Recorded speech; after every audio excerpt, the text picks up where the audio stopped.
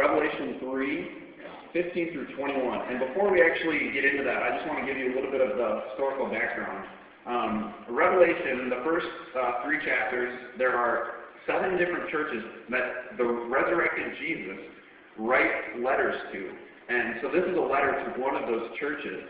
And basically, what this is it's saying, guys, like, you have become lukewarm in your faith. And now you have to keep in mind some of the background of the Church of Laodicea, is the name of the church.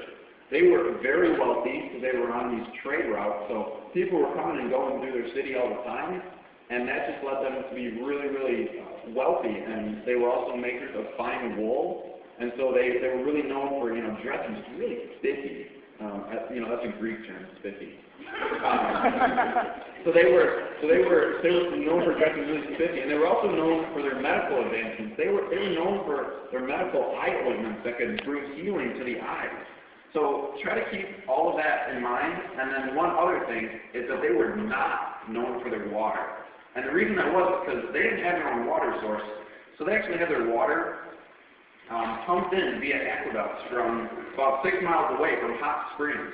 So by the time that it actually got to Laodicea, that water was lukewarm, it was stagnant, it was gross.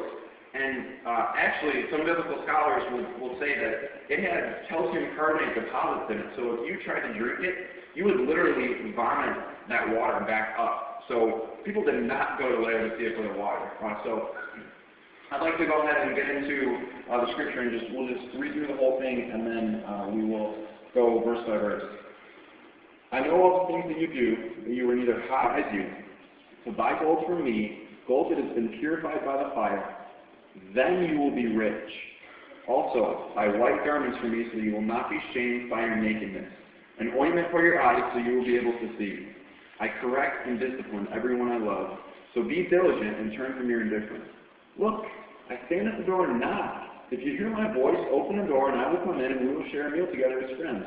Those who are victorious will sit with me on my throne, just as I was victorious and sat with my Father on his throne. Wow, that's really strong language.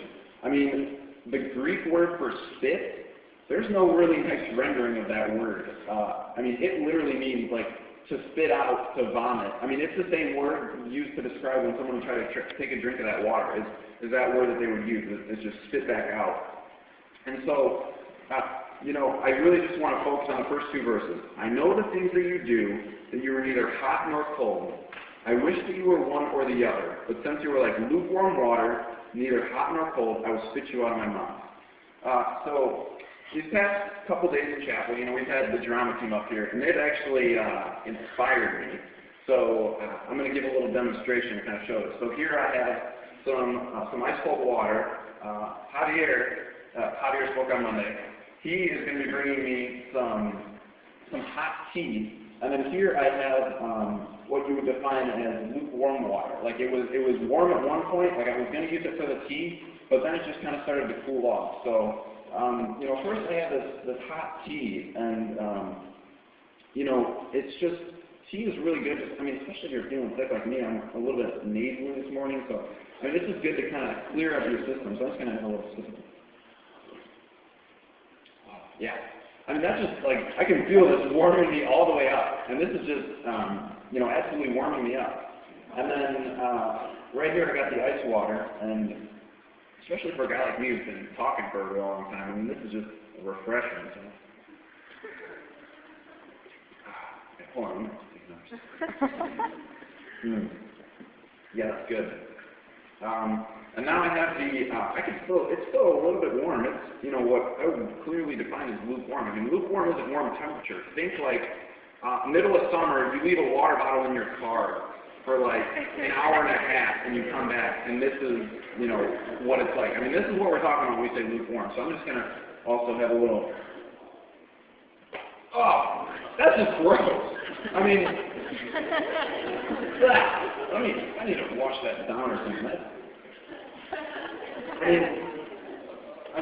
Guys, that's really what God is saying to us. When we try to offer this awesome, holy, sovereign, creator God our leftovers, when we try to not put him first in our lives, that image that I just gave you, that's what he wants to do to us. And, you know, so you might be saying, okay, like I understand that, but you said something about I wish you were hot or cold.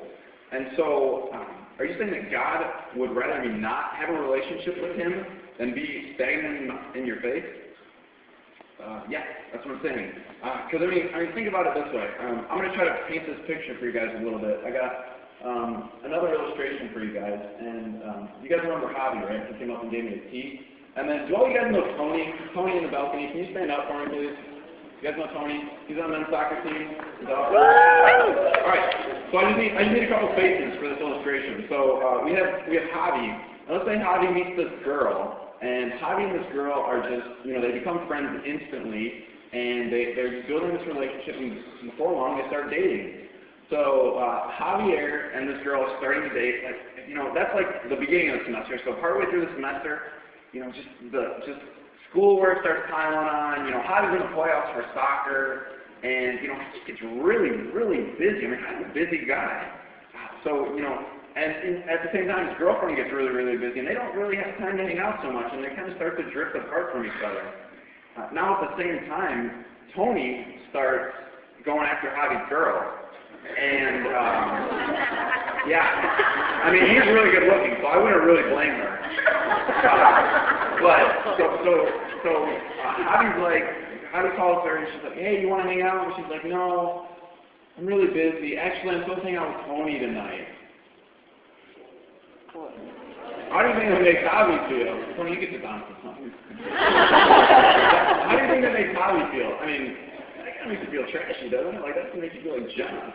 And, guys, that's really what God's saying. You know, when we put God, our first love, if you put your faith in God and he's your first love, he truly is, if you start putting other things before him, I mean, he just kind of doesn't really like that. And I mean, to the point where he tells us in his word that he's going to spit us out of his mouth. I mean, really, we are God's pride and joy.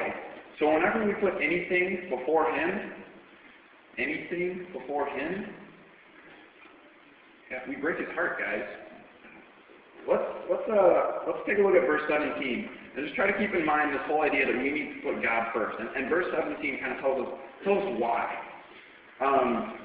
Verse 17 says, you say, I'm rich, I have everything I want, I don't need a thing. And you don't realize that you are wretched and miserable and poor and blind and naked. Guys, this verse really hit home with the church of Laodicea. You remember what I told you to keep in your mind about the history of Laodicea? That they were wealthy, they were the maker of fine linen clothes, and that they had the medical eye ointment. I mean, and yet Jesus uses words like poor, blind, and naked